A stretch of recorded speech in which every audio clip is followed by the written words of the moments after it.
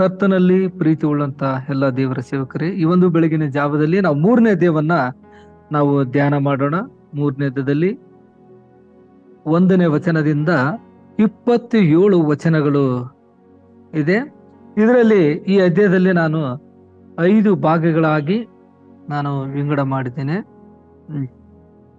ಇದರಲ್ಲಿ ಅನೇಕ ವಿಷಯಗಳನ್ನ ನಾವಿವತ್ತು ಕಲಿಯೋಣ. ವಿಶೇಷವಾಗಿ ಇಲ್ಲಿ ಮೊದಲದಾಗಿ ನಾವು 1ನೇ ಅಧ್ಯಾಯ 2ನೇ ಅಧ್ಯಾಯವನ್ನ ನಾವು ಧ್ಯಾನ ಮಾಡುತ್ತಾ ಬಂದಿದ್ದೆವು. ನಿನ್ನೆ ದಿನದಲ್ಲಿ ನಾವು 2ನೇ ಅಧ್ಯಾಯದಲ್ಲಿ ನೋಡುವಂತ ಸಂದರ್ಭದಲ್ಲಿ ಎಜ್ಕೇಲನನ್ನು ಅಲ್ಲಿ ಒಬ್ಬ ಪ್ರವಾದಿಯಾಗಿ ಕರೆದಿದ್ದು ಕೂಡ ನಾವು ನೋಡಿದ್ವಿ. ಅದೇ ರೀತಿಯಾಗಿ ಇಲ್ಲಿ 5 ಭಾಗಗಳಲ್ಲಿ ಮೊದಲನೇ ಭಾಗ ದೇವರ ವಾಕ್ಯವನ್ನ ತಿನ್ನುವಂತ ಆಜ್ಞೆಯನ್ನ ದೇವರು ಇಲ್ಲಿ ಕೊಡುವುದನ್ನ ನಾವು ನೋಡುತ್ತೇವೆ, 1ರಿಂದ 3 ವಚನದವರೆಗೆ. ಮತ್ತು ಎರಡನೇದಾಗಿ 4ನೇ ವಚನದಿಂದ 11ನೇ ವಚನದವರೆಗೆ ದೇವರು ಎಜ್ಕೇಲನ ಪ್ರವಾದಿನಾಗಿ ಮತ್ತು ಕರೀತಾರೆ, ಮತ್ತು ಅಲ್ಲಿ ರಕ್ಷಣೆಗೆ ಕರೆದನು. ಅನೇಕ ರಕ್ಷಣೆಗೆ ವಾಕ್ಯಗಳನ್ನ 7 ಸಾರು ಎಂಬುದಾಗಿ ಅಲ್ಲಿ ನಾವು 4ನೇ ವಚನದಿಂದ 11ನೇ ವಚನದವರೆಗೆ ನೋಡುತ್ತೇವೆ. ಮತ್ತೆ 3ನೇದಾಗಿ ಎಜ್ಕೇಲನಿಗೆ ದೇವರು ಆತ್ಮನಿಂದ ಶಕ್ತಿ ಬಂದಿದೆ ಎಂಬುದಾಗಿ ಕೂಡ ನಾವು ನೋಡುತ್ತೇವೆ. ಅದು 12ನೇ ವಚನದಿಂದ ನಾವು 15ನೇ ವಚನದವರೆಗೆ ನೋಡಬಹುದು. ಮತ್ತೆ 4ನೇ ವಿಷಯವನ್ನ ನಾವು ನೋಡುವಂತ ಸಂದರ್ಭದಲ್ಲಿ ಎಜ್ಕೇಲನಿಗೆ ದೇವರು ಕೊಟ್ಟ ಒಂದು ದೊಡ್ಡ ಒಂದು ಜವಾಬ್ದಾರಿ ಮತ್ತು ಎಚ್ಚರಿಸುವಂತ ಕರ್ತವ್ಯ ಕೊಟ್ಟನು. 16ನೇ ವಚನದಿಂದ 20ನೇ ವಚನದವರೆಗೆ. ಇನ್ನೊಂದು ಮಾತಲ್ಲಿ ಹೇಳ್ಬೇಕಂದ್ರೆ ಕಾವಲುಗಾರನು ಎಂಬುದಾಗಿ. ಮತ್ತೆ ಕೊನೆಯದಾಗಿ ಎಜ್ಕೇಲನಿಗೆ ದೇವರು ಮೌನದಿಂದ ಇರುವಂತ ಹೇಳಿದ, ಅಂದ್ರೆ ಆತನು ಮಾತನಾಡದೆ ಮೌನವಾಗಿರು ಎಂಬುದಾಗಿ ದೇವರು ಆಜ್ಞೆಯನ್ನ ಮಾಡಿದ. 22ನೇ ವಚನದಿಂದ 27ನೇ ವಚನದವರೆಗೆ ನಾವು ನೋಡುತ್ತೇವೆ. ಪ್ರಿಯರೇ, ಕರ್ತನಲ್ಲಿ ಪ್ರೀತಿ ಉಳ್ಳವರೇ, ಇಲ್ಲಿ ಎಜ್ಕೇಲನು ಎಂದರೆ ಅದರ ಅರ್ಥ ದೇವರು ಬಲಶಾಲಿಯಾಗಿದ್ದಾನೆ ಎಂಬುದಾಗಿ, ಅದರ ಅರ್ಥ ಬಲಶಾಲಿಯಾಗಿದ್ದಾನೆ ಎಂಬುದಾಗಿ ಕೂಡ ಅರ್ಥವನ್ನ ನಾವು ನೋಡುತ್ತೇವೆ. ಮೊದಲದಾಗಿ ನಾವು ಮೊದಲನೇ ವಚನವನ್ನ ನಾವು ಓದಿಕೊಳ್ಳೋಣ. ಆತನು ನನಗೆ, ನರಪುತ್ರನೇ, ನಿನಗೆ ಸಿಕ್ಕಿದ ಈ ಸುರುಳಿಯನ್ನ ತಿನ್ನು, ಇದರಲ್ಲಿನ ಸಂಗತಿಗಳನ್ನ ಇಸ್ರಾಯೇಲ್ ವಂಶದವರಿಗೆ ಸಾರು, ನಡೆ ಎಂದು ಅಪ್ಪಣೆ ಕೊಟ್ಟನು. ನಾನು ಬಾಯಿ ತೆರೆಯಲು ಆತನು ಆ ಸುರುಳಿಯನ್ನು ನನಗೆ ತಿನ್ನಿಸಿದನು. ಆಗ ಆತನು ನನಗೆ, ನರಪುತ್ರನೇ, ನಾನು ಕೊಡುವ ಈ ಸುರುಳಿಯನ್ನ ತಿಂದು ಹೊಟ್ಟೆ ತುಂಬಿಸಿಕೋ ಎಂದು ಹೇಳಲು ಅದನ್ನು ತಿಂದು ಬಿಟ್ಟೆನು. ಅದು ನನ್ನ ಬಾಯಲ್ಲಿ ಜೇನಿನಂತೆ ಸಿಹಿಯಾಗಿತ್ತು ಎಂಬುದಾಗಿ ದೇವರ ವಾಕ್ಯದಲ್ಲಿ ನಾವು ನೋಡ್ತೇವೆ. ಕರ್ತನಲ್ಲಿ ಪ್ರೀತಿ ಉಳ್ಳವರೇ, ಇಲ್ಲಿ ದೇವರ ವಾಕ್ಯವನ್ನ ದೇವರು ತಿನ್ನುವಂತ ಆಜ್ಞೆ ಮಾಡಿದನು ಎಂಬುದಾಗಿ ನೋಡ್ತೇವೆ. ಅದೇ ರೀತಿಯಾಗಿ ದೇವರು ಎಜ್ಕೇಲನಿಗೆ ಸುರುಳಿಯನ್ನು ತಿನ್ನುವಂತೆ ಆಜ್ಞಾಪಿಸ್ತಾನೆ. ಅಂದ್ರೆ ಇಲ್ಲಿ ದೇವರ ವಾಕ್ಯದಲ್ಲಿ ನಾವು ನೋಡುತ್ತೇವೆ, ಇಲ್ಲಿ ಯೆರೆಮೀಯನಿಗೆ ಆ ಸುರುಳಿಯನ್ನ, ಅಂದ್ರೆ ದೇವರ ವಾಕ್ಯವನ್ನ ತಿನ್ನುವುದಕ್ಕೆ ಇಲ್ಲಿ ಆಜ್ಞೆ ಕೊಟ್ಟನೆಂಬುದಾಗಿ. ಇಲ್ಲಿ ಇನ್ನೊಂದು ನಾವು ನೋಡುತ್ತೇವೆ, ಒಂದು ಯೆಹೋವನು ಪ್ರವಾದಿಯಾಗಿ ಒಂದು ಆಯ್ಕೆ ಆಗಿರುವುದಕ್ಕೆ ಸೂಚಿಸುವುದರ ಒಂದು ಮುಖ್ಯ ಒಂದು ಸಂಕೇತವಾಗಿದೆ ಎಂಬುದಾಗಿ. ಇಲ್ಲಿ ದೇವರು ಎಜ್ಕೇಲನಿಗೆ ಹೇಳ್ತಾ ಇದ್ದಾನೆ, ನೀನೇನ್ ಮಾಡು, ಈ ಸುರುಳಿ, ಅಂದ್ರೆ ದೇವರ ವಾಕ್ಯ ಇರುವಂತ ಒಂದು ಸುರುಳಿಯನ್ನ ಮೊದಲು ಏನ್ ಮಾಡಿ ನೀನು ತಿನ್ನು ಎಂಬುದಾಗಿ. ಅದು ಯಾವ ರೀತಿ ಇತ್ತು ಎಂಬುದಾಗಿ ಕೂಡ 2ನೇ ವಚನ ಮತ್ತು 3ನೇ ವಚನದಲ್ಲಿ ನೋಡುತ್ತೇವೆ. ಅದು ನನ್ನ ಬಾಯಲ್ಲಿ ಜೇನಿನಂತೆ ಸಿಹಿಯಾಗಿತ್ತು ಎಂಬುದಾಗಿ. ಕರ್ತನಲ್ಲಿ ಪ್ರೀತಿ ಉಳ್ಳವರೇ, ಇಲ್ಲಿ ಯೋಹನ ಬರೆದ ಸುವಾರ್ತೆ 6:63 ಈ ಭಾಗದಲ್ಲಿ ನೋಡುತ್ತೇವೆ, ದೇವರ ವಾಕ್ಯವು ನಾನು ನಿಮಗೆ ಹೇಳಿರುವ ಮಾತುಗಳೇ ಆತ್ಮವಾಗಿಯೂ ಜೀವವಾಗಿಯೂ ಇವೆ ಎಂಬುದಾಗಿ. ಅಲ್ಲಿ 63-62ರಲ್ಲಿ ನಾವು ನೋಡುತ್ತೇವೆ. ನೋಡ್ರಿ, ನಾನು ನಿಮಗೆ ಹೇಳಿರುವ ಮಾತುಗಳೇ ಆತ್ಮವು ಜೀವವಾಗಿರುವ ಅವೇ ಎಂಬುದಾಗಿ. ಕರ್ತನಲ್ಲಿ ಪ್ರೀತಿ ಉಳ್ಳವರೇ, ಇದೇ ಒಂದು ವಿಷಯನ್ನ ನಾವು ಯೆರೆಮೀಯದಲ್ಲಿ ನಾವು ನೋಡುತ್ತೇವೆ. 15ನೇ ಅಧ್ಯಾಯ 16ನೇ ವಚನದಲ್ಲಿ ನಾವು ನೋಡುತ್ತೇವೆ, ನನಗೆ ದೊರೆತ ನಿನ್ನ ಮಾತುಗಳನ್ನು ಆಹಾರ ಮಾಡಿಕೊಂಡೆನು ಎಂಬುದಾಗಿ. ಹೌದು, ಇಲ್ಲಿ ಯೆರೆಮೀಯನ್ ಕೂಡ ಅಂದ್ರೆ ದೇವರಿಂದ ದೇವರ ವಾಕ್ಯವನ್ನ ದೊರೆತಾಗ ಅದು ಮಾತುಗಳು ಆಹಾರ, ಆತ್ಮಿಕವಾದಂತ ಆಹಾರವನ್ನ ನಾನು ಮಾಡಿಕೊಂಡೆನೆಂಬುದಾಗಿ ಕೂಡ ದೇವರ ವಾಕ್ಯದಲ್ಲಿ ನಾವು ನೋಡುತ್ತೇವೆ ಪ್ರಿಯರೇ. ಕರ್ತನಲ್ಲಿ ಪ್ರೀತಿ ಉಳ್ಳವರೇ, ದೇವರ ವಾಕ್ಯದಲ್ಲಿ ಜೀವ ಉಂಟು, ದೇವರ ವಾಕ್ಯದಲ್ಲಿ ಶಕ್ತಿ ಉಂಟು ಎಂಬುದಾಗಿ ಕೂಡ ನೋಡುತ್ತೇವೆ. ಒಂದು ಸಾರಿ ಯೇಸು ಸ್ವಾಮಿ ಉಪವಾಸ 40 ದಿವಸಕ್ಕಾಗಿ ಹೋದಂತ ಸಂದರ್ಭದಲ್ಲಿ ಆತನು ಆ ಶೋಧಕನು ಯೇಸು ಸ್ವಾಮಿ ಬಳಿಗೆ ಬಂದು ಹೇಳ್ತಾರೆ ಏನಂತ, ನೀನು ದೇವರ ಮಗನಾಗಿದ್ರೆ ಈ ಕಲ್ಲುಗಳನ್ನ ರೊಟ್ಟಿ ಆಗುವಂತೆ ಅಪ್ಪಣೆ ಕೊಡು ಎಂಬುದಾಗಿ. ಅವಾಗ ಆತನ ಏನ್ ಹೇಳ್ತಾನೆ ಅಂದ್ರೆ, ಮನುಷ್ಯನು ರೊಟ್ಟೆ ತಿಂದ ಮಾತ್ರದಿಂದ ಬದುಕುವುದಿಲ್ಲ, ದೇವರ ಬಾಯಿಂದ ಹೊರಡುವ ಪ್ರತಿ ಒಂದು ಮಾತಿನಿಂದಲೂ ಬದುಕುವನೆಂದು ಬರೆದಿದ್ದಲ್ಲ ಅಂದನೆ ಯೇಸು ಸ್ವಾಮಿ. ನೋಡ್ರಿ, ಹಾಗಾಗಿ ಕರ್ತನಲ್ಲಿ ಪ್ರೀತಿ ಉಳ್ಳವರೇ, ಇಲ್ಲಿ ಎಜ್ಕೇಲನಿಗೆ ದೇವರು ಈ ಸುರುಳಿಯನ್ನು ತಿನ್ನು ಅಂದ್ರೆ ದೇವರ ವಾಕ್ಯವನ್ನ ಅಲ್ಲಿ ಹೋಗಿ ಅವರಿಗೆ ಸಾರಬೇಕಾಗಿದ್ದಲ್ಲ ಎಂಬುದಾಗಿ ನಾವು ನೋಡುತ್ತೇವೆ. ಕರ್ತನಲ್ಲಿ ಪ್ರೀತಿ ಉಳ್ಳವರೇ, ಮತ್ತೆ ನಾವು ಇನ್ನೊಂದು ಹೊಸ ಒಡಂಬಡಿಕೆಯಲ್ಲಿ ನೋಡುವಾಗ ಪ್ರಕಟಣೆ ಗ್ರಂಥ 15ನೇ ವಚನದಲ್ಲಿ ನೋಡ್ತೇವೆ. ಇಲ್ಲಿ ದೇವರು ಯೋಹಾನ್ಗೆ ಏನ್ ಹೇಳ್ತಾನೆ ಅಂದ್ರೆ, ಆ ದೂತನ ಬಳಿಗೆ ಹೋಗಿ ಆ ಚಿಕ್ಕ ಸುರುಳಿಯನ್ನ ಕೊಡು ಎಂದು ಕೇಳಲು ಅವನು ನನಗೆ, ನೀನು ಇದನ್ನ ತೆಗೆದುಕೊಂಡು ತಿಂದು ಬಿಡು, ಇದು ನಿನ್ನ ಹೊಟ್ಟೆ ಎನ್ನಿ ಕೈ ಆಗುವಂತೆ ಮಾಡುವುದು, ಆದ್ರೆ ನಿನ್ನ ಬಾಯಲ್ಲಿ ಹೆಂಗಿರುತ್ತಂತೆ, ಜೇನಿನಂತೆ ಸಿಹಿಯಾಗಿರುವುದು ಎಂಬುದಾಗಿ ಕೂಡ ಅಲ್ಲಿ ಪ್ರಕಟಣೆ ಗ್ರಂಥದಲ್ಲಿ ನಾವು ನೋಡುತ್ತೇವೆ ಪ್ರಿಯರೇ. ಕರ್ತನಲ್ಲಿ ಪ್ರೀತಿ ಉಳ್ಳವರೇ, ಆ ದೇವರ ವಾಕ್ಯ ಅನ್ನೋದು ಒಂದು ಸಿಹಿಯಾಗಿರುವಂಥದ್ದು. ಅದಕ್ಕೆ 119ನೇ ಕೀರ್ತನದಲ್ಲಿ ನಾವು 101ನೇ ವಚನದಲ್ಲಿ ನೋಡುತ್ತೇವೆ. ಮತ್ತೆ ಅಲ್ಲಿ 103ರವರೆಗೆ ನಾವು ನೋಡುತ್ತೇವೆ. ನಿನ್ನ ವಾಕ್ಯವನ್ನ ಅನುಸರಿಸಬೇಕೆಂದು ನನ್ನ ಕಾಲುಗಳನ್ನು ಯಾವ ಕೆಟ್ಟ ದಾರಿಗೆ ಹೋಗದಂತೆ ಕಾದಿದ್ದೇನೆ, ನಾನು ನಿನ್ನ ವಿಧಿಗಳಿಂದ ಸ್ವಲ್ಪವೂ ತಪ್ಪಿ ಹೋಗಲಿಲ್ಲ. ಯಾಕಂದ್ರೆ ನೀನು ನನ್ನನ್ನ ಬೋಧಿಸಿದ್ದಿ, ನಿನ್ನ ನುಡಿಗಳು ನನ್ನ ನಾಲಿಗೆಗೆ ಎಷ್ಟೋ ರುಚಿಯಾಗಿದೆ. ನೋಡಿ, ಮತ್ತೆ ಅಲ್ಲಿ 104ನೇ ವಚನ ಹೇಳುತ್ತೆ, ನಿನ್ನ ನೇಮಗಳ ಮೂಲಕ ವಿವೇಕ ಆದನು, ಮಾರ್ಗಗಳೆಲ್ಲ ಹಾಗೆ ಮಾಡುತ್ತೇನೆ, ಕೆಟ್ಟ ಮಾರ್ಗಗಳನ್ನೆಲ್ಲ. ಆ ಸುರುಳಿಯಲ್ಲಿ ಆ ಒಂದು ಯೆರೆಮೀಯನಿಗೆ ಎಜ್ಕೇಲನಿಗೆ ಅಲ್ಲಿ ಹೇಳುವಂಥದ್ದು, ಈ ಸುರುಳಿಯನ್ನ ತಿನ್ನು ಎಂಬುದಾಗಿ. ಈ ಸುರುಳಿ ಅಂದ್ರೆ ದೇವರ ವಾಕ್ಯವನ್ನ ನಾವು ನೋಡ್ತೇವೆ. ಮೊದಲದಾಗಿ ದೇವರು ವಾಕ್ಯವನ್ನ ತಿನ್ನುವಂತ ದೇವರು ಆಜ್ಞೆಯನ್ನ ಮಾಡಿದೆಂಬುದಾಗಿ ನೋಡ್ತೇವೆ. ಎರಡನೇ ವಿಷಯಕ್ಕೆ ನಾವು ಬರುವಂತ ಸಂದರ್ಭದಲ್ಲಿ 4ನೇ ವಚನದಿಂದ ಆ ಒಂದು 11ನೇ ವಚನದವರೆಗೆ ದೇವರು ಎಜ್ಕೇಲನಿಗೆ ಕಠಿಣ ಉಳ್ಳವರ ಜನರೊಂದಿಗೆ ಕಾರ್ಯವನ್ನ ಮಾಡಲು ಅಲ್ಲಿ ಕರೆದನೆಂಬುದಾಗಿ ನಾವು ಇನ್ನೊಂದು ವಿಷಯವನ್ನ ನೋಡ್ಬೋದು. ಯಾಕಪ್ಪ ಅಂದ್ರೆ ಎಜ್ಕೇಲನಿಗೆ ಪ್ರವಾದಿಯ ಕರ್ತವ್ಯವನ್ನ ಸ್ಪಷ್ಟಪಡಿಸ್ತಾನೆ ಇಲ್ಲಿ. ಅದಕ್ಕಾಗಿ ಇಲ್ಲಿ 4ನೇ ವಚನದಲ್ಲಿ ನೋಡ್ತೇವೆ, ಆಮೇಲೆ ಆತನು ನನಗೆ ಹೀಗೆ ಹೇಳಿದನು, ದೇವರು, ನರಪುತ್ರನೇ, ನೀನು ಯಾರ ಬಳಿಗೆ ಹೋಗು, ಇಸ್ರಾಯೇಲರ ವಂಶದವರ ಬಳಿಗೆ ಹೋಗಿ ನಾನು ತಿಳಿಸು ಮಾತುಗಳು ಏನ್ ಮಾಡಿ ನೀನು ಅವರಿಗೆ ನುಡಿ. ನಾನು ನಿನ್ನನ್ನ ಇಸ್ರಾಯೇಲ್ ವಂಶದವರ ಬಳಿಗೆ ಕಳಿಸ್ತೇನೆ ಹೊರತು ಕಷ್ಟಕರವಾದಂತ ಅನ್ಯ ಭಾಷೆಗಳ ಬಳಿಗೆ ನಿನ್ನನ್ನು ಏನ್ ಮಾಡೋದಿಲ್ಲ, ಕಳಿಸುವುದಿಲ್ಲ ಎಂಬುದಾಗಿ.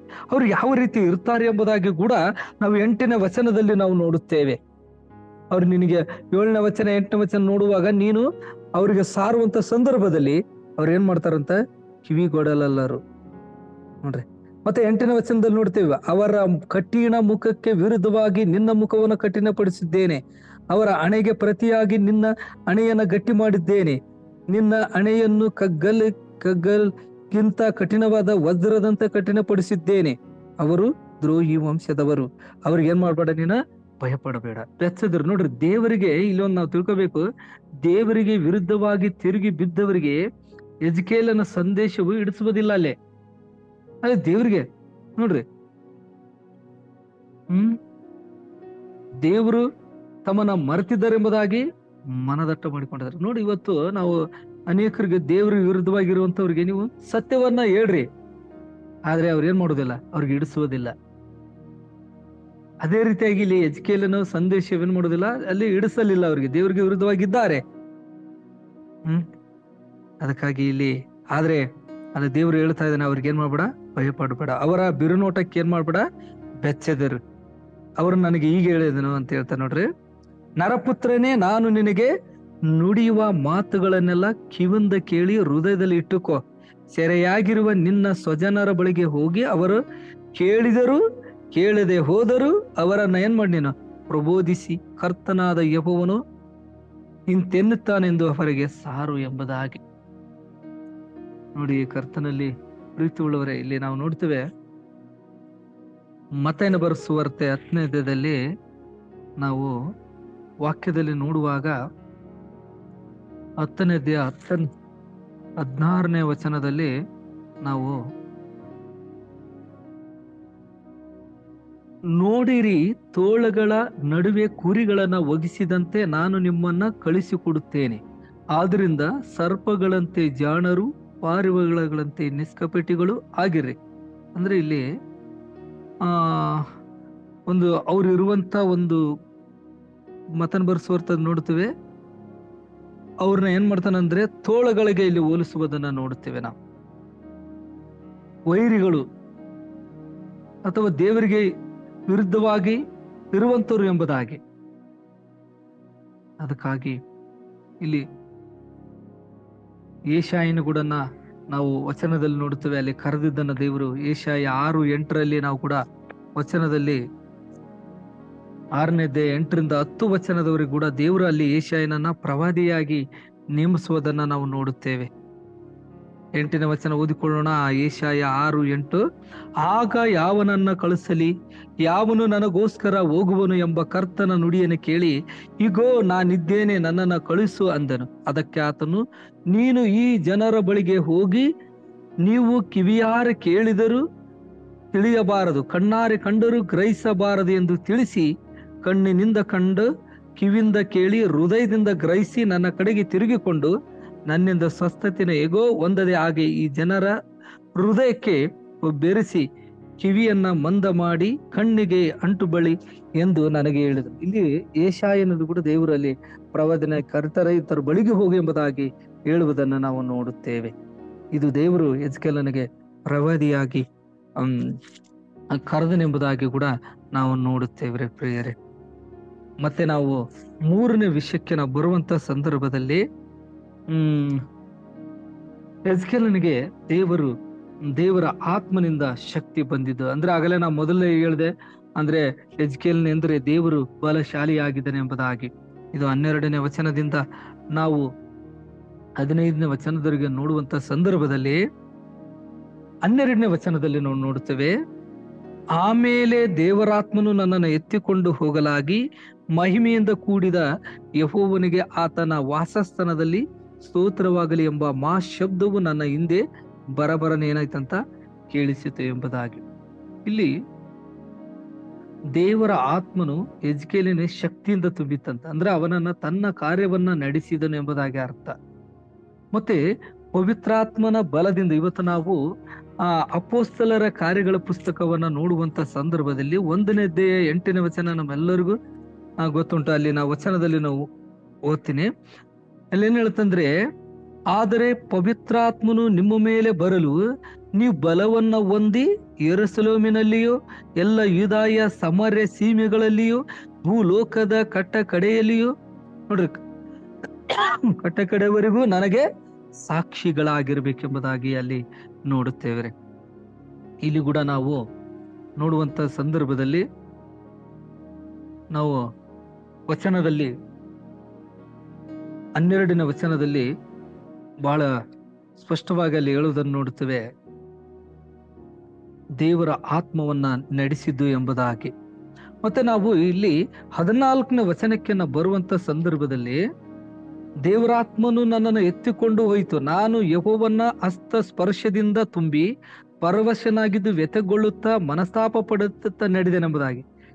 ಆಮೇಲೆ ಅಲ್ಲಿ ಸೆರೆಯಾಗಿ ಒಯ್ಯಲ್ಪಟ್ಟ ಕೆಬಾರ ನದಿಯ ಹತ್ತಿರ ತೇಲ ಅಬೀಬಿನಲ್ಲಿ ವಾಸವಾಗಿದ್ದವರ ಬಳಿಗೆ ಅವರ ಕೂತಿದ ಸ್ಥಳದಲ್ಲೇ ಕೂತುಕೊಂಡೆರು.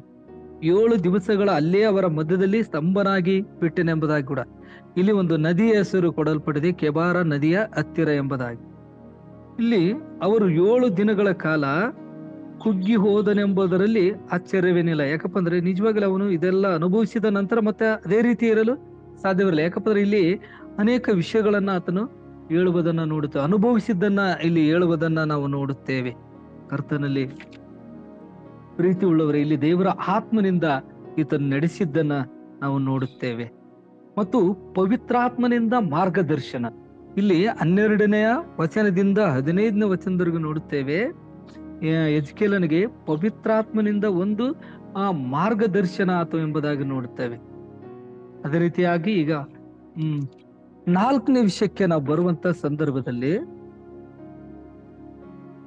ಎಜ್ಕೇಲನಿಗೆ ದೇವರ ಕೊಟ್ಟ ಒಂದು ದೊಡ್ಡ ಜವಾಬ್ದಾರಿ ಎಂಬುದಾಗಿ ಕೂಡ ನಾವು ನೋಡುತ್ತೇವೆ. ಏನ್ ದೊಡ್ಡ ಜವಾಬ್ದಾರಿ ಎಂಬುದಾಗಿ ನೋಡುವಂತ ಸಂದರ್ಭದಲ್ಲಿ ಎಚ್ಚರಿಸುವಂತ ಕರ್ತವ್ಯವನ್ನು ಕೊಟ್ಟನು. ಇವತ್ತು ನಮಗೆ ಅದೇ ಕೆಲಸವನ್ನ ದೇವರ ಸೇವಕರಿಗೆ ಅನೇಕರು ದೇವರ ವಾಕ್ಯದಿಂದ ಅವ್ರನ್ನ ಅನೇಕರಿಗೆ ನಾವು ಏನ್ ಮಾಡ್ಬೇಕಂತೆ ಎಚ್ಚರಿಸಬೇಕೆಂಬುದಾಗಿ ಕೂಡ ಆ ದೇವರ ವಾಕ್ಯದಲ್ಲಿ ನೋಡುತ್ತೇವೆ. ಮತ್ತೆ ನಾವು ಹಳ ಒಡಂಬಡಿಕೆಯಲ್ಲಿ ಯೆಹೋಶುವನ ಪುಸ್ತಕದಲ್ಲಿ 24:15ನೇ ವಚನದಲ್ಲಿ ಅಲ್ಲಿ ಯೆಹೋಶುವನು ಹೇಳ್ತಾನೆ ಒಂದು ಇದರಲ್ಲಿ, ನಾನು ನನ್ನ ಮನೆಯವರು ಯೆಹೋವನನ್ನೇ ಸೇವಿಸುವು ಅಂದನು. ಅಂದ್ರೆ ನಮ್ಮ ಜೀವನದಲ್ಲಿ ನಿರ್ಧಾರವನ್ನ ನಾವು ತೆಗೆದುಕೊಳ್ಳಬೇಕು.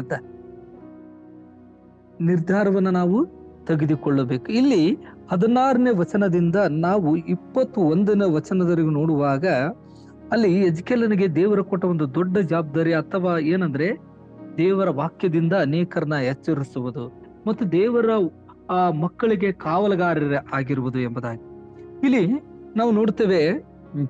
19ನೇ ವಚನವನ್ನ ನೋಡುತ್ತೇವೆ. ಮತ್ತೆ 18ನೇ ವಚನದಲ್ಲಿ ಬಹಳ ವಾಕ್ಯಗಳನ್ನ ಅಲ್ಲಿ ಕೊಟ್ಟಿದ್ದಾನೆ. ಏನಂದ್ರೆ, ನಾನು ದುಷ್ಟನಿಗೆ ಸತ್ಯ ಸಾಯುವೆಂದು ನುಡಿಯುವಾಗ ನೀನು ಅವರನ್ನ ಎಚ್ಚರಿಸದೆ ಅವನು ತನ್ನ ದುರ್ಮಾರ್ಗವನ್ನು ಬಿಟ್ಟು ತನ್ನ ಪ್ರಾಣವನ್ನು ಉಳಿಸಿಕೊಳ್ಳುವಂತ ಅವನಿಗೆ ಬುದ್ಧಿ ಹೇಳದೆಯೂ ಇದ್ದರೆ, ನೋಡ್ರಿ ಅಲ್ಲಿ ಎಜ್ಕೇಲನಿಗೆ ದೇವರು ಹೇಳ್ತಾ ಇದ್ದರೆ ಆ ದುಷ್ಟನು ತನ್ನ ಅಪರಾಧದಿಂದ ಸಾಯಬೇಕಾಗುವುದು. ಇಲ್ಲಿ ಪಾಪ ಮಾಡುವಂತ ಪ್ರತಿಯೊಬ್ಬರು ಏನ್ ಮಾಡ್ತಾರೆ ಎಂಬುದಾಗಿ ನೋಡುವಾಗ ಆ ಪಾಪದ ಫಲವನ್ನ ಅನುಭವಿಸ್ತಾರೆ. ಇಲ್ಲಿ ನೋಡ್ತೇವೆ, ಅಪರಾಧದಿಂದ ಸಾಯುವುದು, ಅವನ ಮರಣಕ್ಕಾಗಿಯೇ ನಿನಗೆ ಮುಯ್ಯ ತೀರಿಸುವೆನು. ದೇವ್ರು ನೋಡ್ರಿ ಇವ್ರಿಗೆ ಎಜ್ಕೇಲನಿಗೆ, ನೀನು ದುಷ್ಟನನ್ನ ಎಚ್ಚರಿಸಿದರೂ ಅವನು ತನ್ನ ದುಷ್ಟತನವನ್ನ ದುರ್ಮಾರ್ಗವನ್ನ ಬಿಡದೆ ಹೋದರೆ ತನ್ನ ಅಪರಾಧದಿಂದ ಸಾಯುವನು. ನೀ ಹೇಳಿದ್ರು ಎಚ್ಚರಿಸಿದ್ರು ಅದು ಬಿಡದೆ ಹೋದ್ರೆ ತನ್ನ ಅಪರಾಧದಿಂದ ಏನ್ ಮಾಡೋನು, ಸಾಯುವನಂತ. 20ನೇ ವಚನಕ್ಕೆ ಬನ್ನಿ ನೀವು. ನೀನು ನಿನ್ನ ಪ್ರಾಣವನ್ನು ಉಳಿಸಿಕೊಂಡಿರುವೆ. ಇದಲ್ಲದೆ ಶಿಷ್ಟನು ತನ್ನ ಶಿಷ್ಟತ್ವವನ್ನು ಬಿಟ್ಟು ಅಧರ್ಮವನ್ನ ಮಾಡಿ ನಾನವನ ಮುಂದೆ ಒಡ್ಡಿದ ಆತಂಕವನ್ನ ಎಡವಿ ಬಿದ್ದರೆ ಅವನು ಸತ್ತೇ ಸಾಯುವನು. ನೀನು ಅವನನ್ನ ಎಚ್ಚರಿಸದೆ ಹೋದ ಕಾರಣ ಅವನು ತನ್ನ ಪಾಪದಿಂದ ಸಾಯಬೇಕಾಯಿತು. ಅವನು ಮಾಡಿದ ಸುಕೃತ್ಯಗಳು ಲೆಕ್ಕಕ್ಕೆ ಬಾರದಂತ. ನೋಡ್ರಿ, ಎಷ್ಟೇ ಒಳ್ಳೆ ಕಾರ್ಯಗಳನ್ನು ಮಾಡಿದ್ರು ನೀನು ಶಿಷ್ಟನನ್ನು ಪಾಪ ಮಾಡದಂತೆ ಎಚ್ಚರಿಸಿದ ಮೇಲೆ ಅವನು ಪಾಪ ಮಾಡದೆ ಹೋದರೆ ಎಚ್ಚರಗೊಂಡ ಕಾರಣ ಜೀವಿದಿಂದ ಉಳಿವನು. ನೋಡ್ರಿ, ಇಲ್ಲಿ ಎಚ್ಚರಿಸಿದ, ನೀನು ನಿನ್ನ ಪ್ರಾಣವನ್ನು ಉಳಿಸಿಕೊಂಡಿರುವೆ. ನೋಡ್ರಿ ಪ್ರಿಯರೇ, ಇಲ್ಲಿ ತಿಮೋತಿಗೆ ಅಲ್ಲಿ ಪೌಲನು 2 ತಿಮೋತಿಯಲ್ಲಿ ಹೇಳ್ತಾನೆ 4ನೇ ವಚನದಲ್ಲಿ, ದೇವರ ವಾಕ್ಯವನ್ನ ಸಾರು, ಎಚ್ಚರಿಸೋರಿಗೆ ಅನುಕೂಲವಾದ ಕಾಲದಲ್ಲಿಯೂ ನೋಡ್ರಿ, ಅನುಕೂಲವಿಲ್ಲದ ಕಾಲದಲ್ಲಿಯೂ ಅದರಲ್ಲಿ ಏನಾಗಿರು, ನೀನು ಆಸಕ್ತನಾಗಿರು, ಮತ್ತೆ ಪೂರ್ಣ ದೀರ್ಘ ಶಾಂತಿಯಿಂದ ಉಪದೇಶಿಸು. ಅಲ್ಲಿ ಹೇಳ್ತೇನೆ, ಒಂದು 3 ವಿಷಯಗಳನ್ನ ಹೇಳ್ತಾನೆ ಅಲ್ಲಿ ಪೌಲ ತಿಮೋತಿಗೆ. ಮತ್ತೆ ಏನ್ ಮಾಡೋದ್ರಿಂದ ಖಂಡಿಸ್ಬೇಕಂತೆ, ಗದರಿಸ್ಬೇಕಂತೆ, ಎಚ್ಚರಿಸ್ಬೇಕಂತೆ. ನೋಡಿ, ಕರ್ತನಲ್ಲಿ ಪ್ರೀತಿ ಉಳ್ಳವರೇ, ಆ ತಿಮೋತಿಗೆ ಅಲ್ಲಿ ಪೌಲನು ಬರೆಯುವಾಗ ದೇವರಕ್ಕೆ ಸಾರಿ ಬಿಡು, ನೀನು ಅನುಕೂಲ ಇರ್ಲಿ ಅನಾನುಕೂಲ ಇರ್ಲಿ. ಆದ್ರೆ ಅವ್ರನ್ನ ಇಲ್ಲಿ ಅದೇ ಎಜ್ಕೇಲನಿಗೆ ದೇವ್ರು ಕೊಟ್ಟಂತ ದೊಡ್ಡ ಜವಾಬ್ದಾರಿ ಎಚ್ಚರಿಸ್ಬೇಕು. ಇವತ್ತು ನಮಗ್ ಕೂಡ ಅದೇ ಪ್ರಿಯರ ದೇವರ ವಾಕ್ಯದ ಮೂಲಕವಾಗಿ ಖಂಡಿಸ್ಬೇಕು, ಗದರಿಸ್ಬೇಕಾಗತ್ತೆ, ದೇವರ ವಾಕ್ಯವನ್ನ ಎಚ್ಚರಿಸ್ಬೇಕಾಗತ್ತೆ. ಅನೇಕರು ತಿಳಿದುಕೊಳ್ಳುವುದಿಲ್ಲ, ಅನೇಕರು ತಿಳಿದುಕೊಳ್ತಾರೆ, ಅನೇಕರು ಅದರಲ್ಲಿ ನಡೀತಾರೆ, ಅನೇಕರು ನಡೆಯುವುದಿಲ್ಲ. ಆದ್ರೂ ನಾವು ಸಾರುವಂತದ್ದು ಸಾರಲೇಬೇಕು. ಮತ್ತೆ ಕೊನೆಯದಾಗಿ ನಾವು ನೋಡುವಂತ ಸಂದರ್ಭದಲ್ಲಿ 22ನೇ ವಚನದಿಂದ 27ನೇ ವಚನದವರೆಗೆ ನೋಡುತ್ತೇವೆ. ಎಜ್ಕೇಲನಿಗೆ ದೇವರು ಮೌನದಿಂದ ಇದ್ದದ್ದು, ಅಲ್ಲಿ ದೇವರು ಹೇಳುವುದನ್ನ ನಾವು ನೋಡುತ್ತೇವೆ ಪ್ರೇರೆ. ಮೌನವಾಗಿ ಇರುವುದನ್ನ ನಾವು ನೋಡುತ್ತೇವೆ. ಅಂದ್ರೆ ಇಲ್ಲಿ ದೇವರ ಎಜ್ಕೇಲನಿಗೆ ಇನ್ನೊಂದು ಮತ್ತೆ ಶಾಂತವಾಗಿರು, ದೇವರ ಎಜ್ಕೇಲನಿಗೆ ಮಾತನಾಡುವಂತ ನಿರ್ದಿಷ್ಟವಾದಂತ ಒಂದು ಸೂಚನೆಯನ್ನ ಕೊಟ್ಟನು ಎಂಬುದಾಗಿ.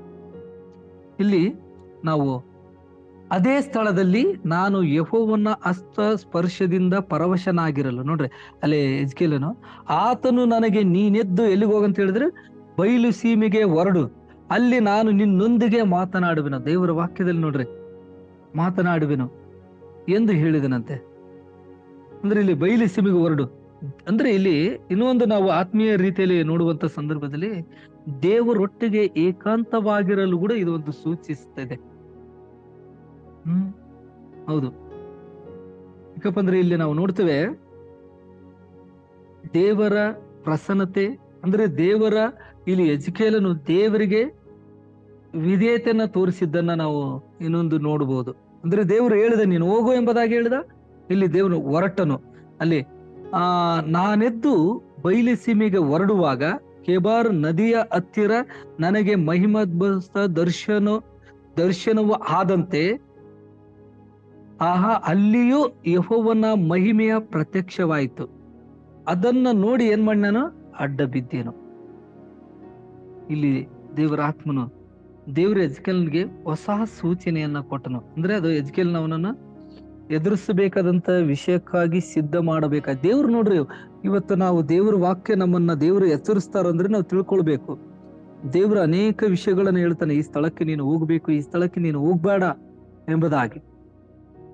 ಆ ಮಾತುಗಳನ್ನ ನಾವು ದೇವರಿಗೆ ವಿಧೇಯರಾಗಬೇಕು ಪ್ರಿಯರೇ. ಅದಕ್ಕಾಗಿ ಇಲ್ಲಿ 24ನೇ ವಚನದಲ್ಲಿ ಮತ್ತೆ ಹೇಳ್ತಾನೆ ದೇವ್ರು, ನಾನು ಎದ್ದು ನಿಂತುಕೊಳ್ಳುವಂತೆ ಮಾಡಿದ ಮೇಲೆ ಆತನು ನನಗೆ ಹೀಗೆ ಹೇಳಿದನು. ದೇವ್ರು, ನೀನು ಹೋಗಿ ನಿನ್ನ ಮನೆ ಒಳಗೆ ಅಡಗಿಕೋ. ನೋಡು, ಇಲ್ಲಿ ದೇವ್ರು ಯಾವ್ಯಾವ ಒಂದು ಮಾರ್ಗದರ್ಶನ ಕೊಡ್ತಾ ಇದ್ದಾನೆ, ಅದೇ ರೀತಿಯಾಗಿ ಇಲ್ಲಿ ಎಜ್ಕೇಲನು ಹೋಗ್ತಾ ಇದ್ದಾನೆ. ಅಡಗಿಕೋ, ನರಪುತ್ರನೇ, ಈಗೋ ನಿನ್ನ ಸ್ವಜನರ ನಿನ್ನನ್ನು ಬಂಧಿಸಿ ಏನ್ ಮಾಡ್ತಾರಂತೆ, ಕಟ್ಟುವರು. ಅಲ್ಲಿ ಏನಾಗುತ್ತಂದ್ರೆ, ನೀನು ಅದರಲ್ಲಿ ಆಚೀಚೆ ಸಂಚರಿಸದಿರು, ಅಂದ್ರೆ ಮೌನವಾಗಿರು. ಇದಲ್ಲದೆ ನಿನ್ನ ನಾಲಿಗೆ ಸೇದಿ ಹೋಗಿ ನೀನು ಮೂಕನಾಗುವಂತೆ ಮಾಡುವೆನು. ನೀನು ಅವರನ್ನ ಖಂಡಿಸದಿರು. ಈಗ ನೀನು ಏನ್ ಮಾಡ್ಬೇಡ, ಎಚ್ಚರಿಸ್ಬೇಡ, ಏನ್ ಮಾಡ್ಬೇಡ, ಖಂಡಿಸದಿರು. ಅವರು ಯಾವ ವಂಶದವರು? ದ್ರೋಹಿ ವಂಶದವರು. ನಾನು ನಿನ್ನೊಡನೆ ಮತ್ತೆ ಮಾತಾಡುವ ಕಾಲದಲ್ಲಿ ನಿನ್ನ ಬಾಯನ್ನು ಬಿಚ್ಚುವೆನು. ಆಗ ನೀನು ಅವರಿಗೆ, ಕರ್ತನಾದ ಯೆಹೋವನು ಇಂತೆನ್ನುತ್ತಾನೆ ಎಂದು ನುಡಿಯಬೇಕು. ಕೇಳುವವನು ಕೇಳಲಿ, ಕೇಳದವನು ಬಿಡಲಿ. ಅವರು ಏನಂತೆ, ದ್ರೋಹದ ಜನವೇ. ಅದಕ್ಕೆ ಪ್ರಕಟಣೆ ಗ್ರಂಥದಲ್ಲಿ ಕಿವಿ ಉಳ್ಳವನು ಕೇಳಲಿ ಎಂಬುದಾಗಿ ನಿಜ. ಯಾಕಪ್ಪ ಅಂದ್ರೆ ಇಲ್ಲಿ 2 ತಿಮೋತಿಯಲ್ಲಿ ನಾವು ನೋಡುತ್ತೇವೆ, ಒಂದು ದೈವ ಸೇವಕರು ಶಾಂತ ಸ್ವಭಾವದ ಕುರಿತಾಗಿ ಅಲ್ಲಿ ನೋಡುತ್ತೇವೆ. 2 ತಿಮೋತಿ 2:24 ನಾವು ನೋಡುತ್ತೇವೆ.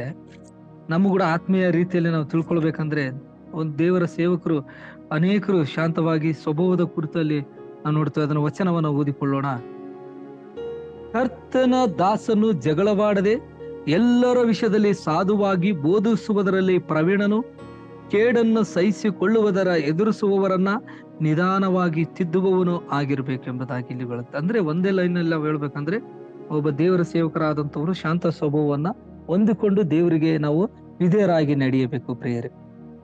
ದೇವರ ವಾಕ್ಯ ದೇವರು ಆಶೀರ್ವದಿಸಲಿ. ನಾವು ಪ್ರಾರ್ಥಿಸೋಣ. ನಮ್ಮನ್ನ ಬಾಳವಾಗಿ ಪ್ರೀತಿಸುವ ಪರಲೋಕದ ನಮ್ಮ ತಂದೆಯ ದೇವರೇ, ಪರಿಶುದ್ಧನು, ಮಹೋನ್ನತನು, ಸರ್ವಶಕ್ತನು, ಸರ್ವವ್ಯಾಪಿ, ಸರ್ವಜ್ಞಾನಿಯಾಗಿರುವಂತ ದೇವಾದಿ ದೇವನಪ್ಪ, ತಂದೆಯಾದ ದೇವರೇ, ನಮ್ಮೊಟ್ಟಿಗೆ ನಾನು 5 ವಿಷಯಗಳನ್ನ ಮಾತನಾಡಿದಕ್ಕಾಗಿ ಸ್ತೋತ್ರ ಅಪ್ಪ. ಇಲ್ಲಿ ಜೂಮ್ ಮೀಟಿಂಗ್ ನಲ್ಲಿ ಇರುವಂತ ಎಲ್ಲ ದೇವರ ಸೇವಕರನ್ನ, ಎಲ್ಲ ದೇವರ ಮಕ್ಕಳನ್ನ ಕರ್ತನೆ ನೀನು ಆಶೀರ್ವದಿಸು. ಅನೇಕ ಆತ್ಮೀಯ ಸತ್ಯಗಳನ್ನ ನೀ ತಿಳಿಸುತ್ತಾ ಬಂದಿದ್ದಿ ಅನೇಕ ಸೇವಕರ ಮೂಲಕವಾಗಿ. ಕರ್ತನೆ ನಮ್ಮನ್ನು ಕೂಡ ಆಶೀರ್ವದಿಸಪ್ಪ, ಬಲಪಡಿಸಿ ನಿನ್ನ ಮಾರ್ಗದರ್ಶನದಲ್ಲಿ ನಡೆಸು. ನಿನಗೆ ವಿಧೇಯರಾಗಿ ನಡಿಲಿಕ್ಕಾಗುವುದು ಕೂಡ ಸಹಾಯ ಮಾಡಿ. ಸ್ತುತಿ, ಘನ, ಮಾನ, ಮಹಿಮೆ ನಿಮ್ಮೊಬ್ಬರಿಗೆ ಸಲ್ಲಿಸಪ್ಪ. ಯೇಸು ನಾಮದಲ್ಲಿ ಬೇಡ್ತೀವಿ ನಮ್ಮ ಪರಲೋಕದ ತಂದೆ. ಆಮೆನ್.